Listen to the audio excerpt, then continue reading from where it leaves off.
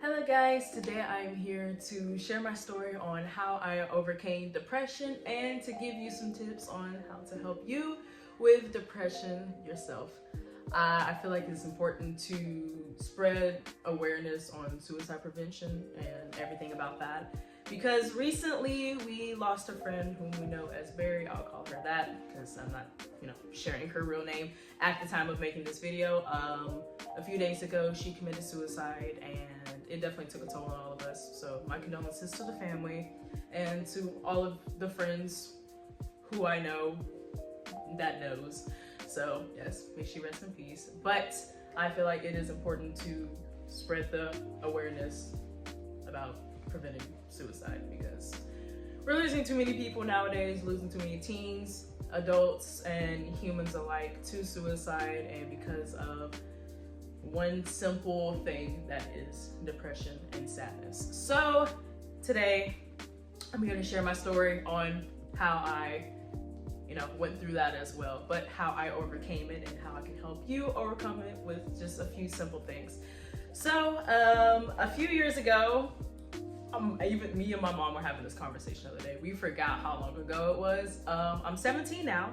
A few years ago, it was like when I was 13, 14-ish, my brother had just moved out, and when he moved out, all my friends that I knew ditched me. They ditched me. And I became super depressed because of it, became lonely, and most of my friends were online, but for me that wasn't enough because I'm young. I need physical affection. I need to talk to someone in person, I think we all do. I think we all deserve that. And at the time, I didn't have that and everyone left me, and because of that, I became depressed for about a year. I stayed quiet, which guys, do not do that. Make sure to tell someone if you are depressed, if you are sad, if you're going through that.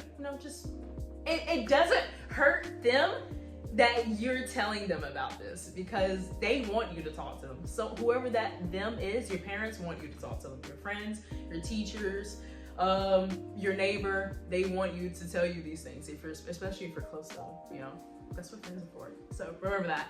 At the time, I didn't tell anyone. It was just me and my parents, and I stayed depressed for a very long time. I stayed quiet, and to the point where I was stressing a lot. I stopped sleeping. I stopped eating, and my mom started to notice that, where I would only eat breakfast and I would not eat for the rest of the day. So parents out there, or even friends who are watching your other friends closely, y'all know there's always like a mother in each friend group. Remember that. Make sure to look out for that. If your friend or if your child does not eat at all, that's definitely a sign that something is wrong. So remember that. And at the time, I didn't eat much, and my mom noticed that, and she was like, "Why are you hungry?" I was like, "No." She's like, "Why?" I was like, "I'm just not hungry," and I didn't make eye contact with her. I remember this day so clearly. After that, she was like, "Okay, go outside and get some fresh air." I was like, "All right." Went in the backyard, and I was just like, feeling tired. I was just sad in that moment, and she noticed it. She came outside and was like, "Are you okay?" I was like, "Yeah, I'm fine." Once again, didn't make eye contact with her because I did not like making eye contact with my mom at all because of it. She's like, "You're lying." I'm like, then I started crying, and I was like, "No, I'm not okay. I'm sad, I'm depressed, I'm lonely, and I don't want to be here anymore." She's like, "You want to kill yourself?" I was like, "Yeah." I was like, I want to die. I said, "I legit want to die." I was like, "I don't want to be here anymore." And she started crying, and then my daddy came outside, and then she said, "If you killed yourself, then that would make your father crash out. He would crash. He would fall. It's like he wouldn't be happy anymore." She was like, "You gotta remember." Oh, I'm trying not to cry right now. She's like, "You gotta remember, you're his only child." Because I had a brother, but we're half siblings. He's my half brother. So she's like, "You gotta remember that you're his only child. Like you can't do that to him. He loves you." I was like, "I'm sorry." I just ran up to my dad and I hugged him and I was like, "I'm sorry, Dad." Ooh. I was like, "I'm sorry, Dad." And then because I'm Christian and because I'm religious and I do believe in God, my mother prayed over me in that moment. And in that moment, I felt a weight come off of me. I felt that the sadness, everything I was holding on to for so long. Oh my God. Everything I was holding on to for so long, I felt that come off of me. All the pain, all the thoughts that I kept thinking of, all the terrible thoughts I kept thinking of, I felt that come off of me. Ugh. I know this is not part of my shirt. This is a hoodie I have tied around my waist right now. But in that moment, I felt everything come off of me, and I felt free for once. I felt good. And after she prayed over me, we went inside and whew, okay, I'm good now. But we went inside and they ended up talking to me for a long time and asking about what I wanted to do in life. And what I want to do in life is what I'm doing now, by the way. Making videos, becoming a K-pop artist, which we're still on the journey of course. Making music, which we're still on the journey of. Dancing, all of that. And in that time, my mom gave me a few tips on how to overcome. Like we addressed the situation. I was sad, depressed. We, solved it. Now we have to overcome it. I was in that middle stage. It was like, okay, we found out the problem. Now we need to build on from it, to move on from it. And that's what we did. So before I get into this, remember guys, it's okay to be sad. We are humans, and being sad is okay. Being depressed is not okay.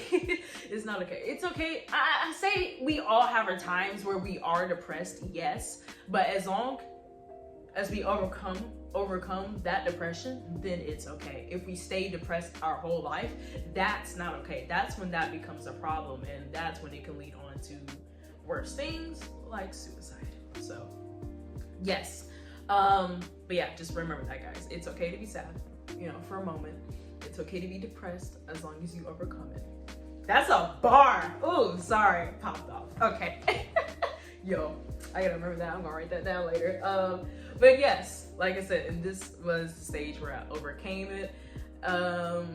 Here's some tips and that she gave me and things that I had to do. Number one was journaling. I hated it, dreaded it, hate so much. But now I like it. Now I don't mind it. Journaling was great. At the time, I felt like it was stupid. I'm like, bro, why do I need to write my thoughts during my head? It's like, that's the point. You write the thoughts to get them out of your head. Like, oh, genius. I didn't realize that until like 3 months. So she made me do that every day for about a year. I went through many journals, doing that every single day. And I realized the importance of it. That's the word, important. Yeah, the importance of it, to get everything, good or bad, out of your brain so you can reset.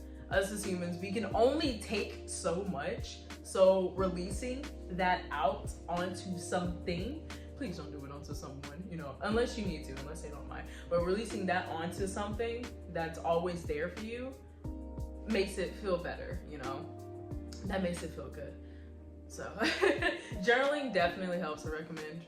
I personally recommend like getting a physical journal. I know people's like, a journal, got it, online. I'm like, sure, you can do online journaling if it helps you. If you're like a whiz at typing like me, I am not. I am not good with the keyboard. I'm not good at all that. But if that helps you, go for it. There's notes, apps, we all know this. So if online journaling helps you, go for it. I personally recommend physical journaling because it feels more personal. I don't know, it feels more personal. It really does. So yes, that was tip number one, and that definitely was the main thing that helped me, was journaling. But moving on to tip number two was in that time, she was like, do what you love more. And in that time, that was dancing. She's like, that would help you. She's like, dancing will help you. She's like, just anything physical will help you. Working out will help you. I was like, got it. She's like, I would tell you this, I would be like, what was it? What did she say?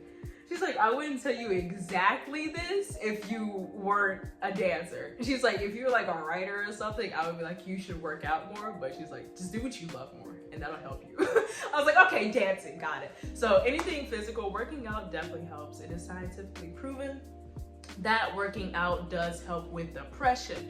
Now, your form of working out can be anything. It doesn't have to be lifting weights, doing squats in the gym like your neighbor down the street who's jacked, okay? Does not have to be like him, okay? I promise you. It can be as simple like, in my prime, I'm telling you, I'm a fire skater. I don't know why I'm like so turned up, but skating was it for me. It was definitely it. Besides dancing, I skated so much. Went to skating rings. My mom would take me to skating ring. We go outdoor skating rings, skating rink. You know what I mean? We just skate in the streets. That helped me so much. It feels good. It feels free. Of course, it hurts sometimes. It hurts the legs, but it's good for you. So, of course. But it just felt good. It really did. Now, if you don't have skates, of course. Walking, taking walks, amazing. Me and my mother did that a lot when we didn't have a car. We took a lot of walks.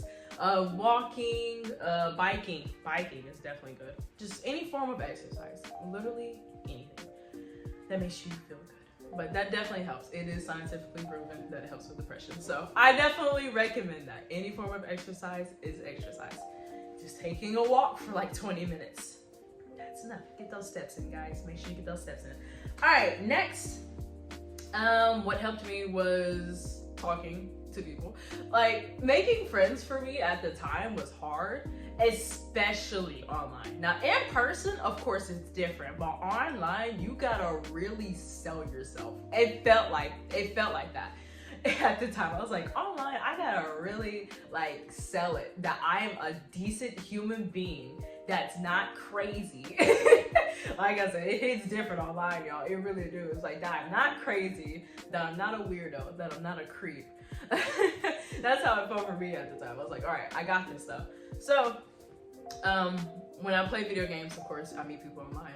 I met a person. He told me to get Discord. I got Discord, and because of that, I found an online community because I was learning Korean at the time. I found an online community called Twitter, and I met my best friends who y'all seen on the channel a few times. Yes, my girly pops. My loves of my lives. My love of my lives. My loves of my life. Yes. My girls, love them so much. But I've known them for the past 3 years. Met them in person multiple times, and I love them so much. But because of that online community where we had something in common, which was Korean, we became best friends. Now for you, it may be an art community. It can be on Facebook, Instagram, whatever social media you have. But for me, it was Discord. But you can find online communities with a simple Google search. A simple Google search. And that's literally what I did. I typed online communities for Korean. No, I think it said Discord servers for Korean, and I scrolled through the list, and then I think I saw Twitter on there, and they had an app as well, so that's how I found them. But even if you don't want to do online communities, I just push it a lot because that's what I grew up in, was online and not really in person. But there is plenty in-person communities. Once we had every Thursday they would do like free coffee and food up the street. It was amazing. Every Thursday we talked to so many people from our neighborhood who we did not know existed. It was awesome. It was really nice, and there's many communities like that in my city, and I'm pretty sure you can find something like that in your city as well, depending where you are, of course. It may be in a school, maybe at a convention center, maybe in a church. Churches definitely have lots of like gatherings for events, definitely different events. So I definitely recommend churches for that. They host a lot of events there. You'd be surprised. If you're not religious, don't just ignore churches, dude. I promise you. They always have community events happening there. So that W. I can't do W. W. Huge W. Huge win. Love those. Next. Calming activities. Yeah, we had the working out, what was it? Rigorous? Is that I'll say like vigorous or like very active activities. Look, I'm trying to use big words I don't know how to use. My bad. I'll get better at that. But now calming activities. Anything that relaxes your mind even more than, you know, other things.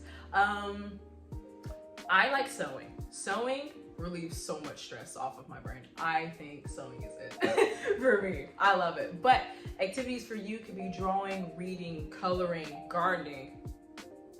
Gardening is awesome. You may need to get a few tools. Ask your mom, like, yo, we can go to Dollar Tree and get all this stuff for like under 20 bucks and I can start gardening. It'll be fine. They got pots there. I'm pretty sure they have pots there. I don't think they sell soil, so you may have to like go somewhere to get some dirt, or you can just get dirt from your backyard. Whatever helps. Definitely. But little simple calming activities, even if it's ASMR videos on YouTube or how-to videos on YouTube on your favorite crocheting. That's awesome. Cool. On your like favorite how to make this drawing or how to make this sticker in person, or how to cook, or cooking is definitely, in my opinion, a calming activity. That's awesome. Baking is it. I'm actually gonna make a cake after this, so yes, blueberry if you're wondering. So yes, that also helps. And lastly, self-care. Cannot push this enough. Self-care. Remember, you come first. Before anyone, anything on this planet, you are first. Why? Because you are literally controlling yourself. So you might want to take care of yourself, you know? Just throwing it out there. So I recommend, like, I have a spa day once a month, if that, and I need to do it more for sure. But self-care is important. I'm telling you this. Like a little manicure, pedicure, any form of self-care. It can be taking a bath. It could be doing your makeup. It makes you feel good. That's for me. That's like self-care. Just having fun playing in makeup, or giving yourself a detox, you know, getting yourself some face masks and beauty products from Dollar Tree. Shout out. Dollar Tree has so many face masks, y'all. We shop there all the time. So yes, face masks is anything that takes the stress off of you. Self-care is important, guys. So remember that. Make sure to eat well, sleep well, rest well, stay happy, healthy, and beautiful. Always. Love you guys. Remember, it's okay to be depressed as long as you overcome depression. So remember that, guys. Please stay happy, healthy, and remember, if you want to chat in the comments of this video, if you want any more tips, recommendations, I got you. Let me know. I love, there's a fly flying around. I would love to chat with you in the comments. I love you guys so much. I hope this was useful to any of you and all of you. I love you guys so much, and I'll see you guys in the next one. Bye-bye.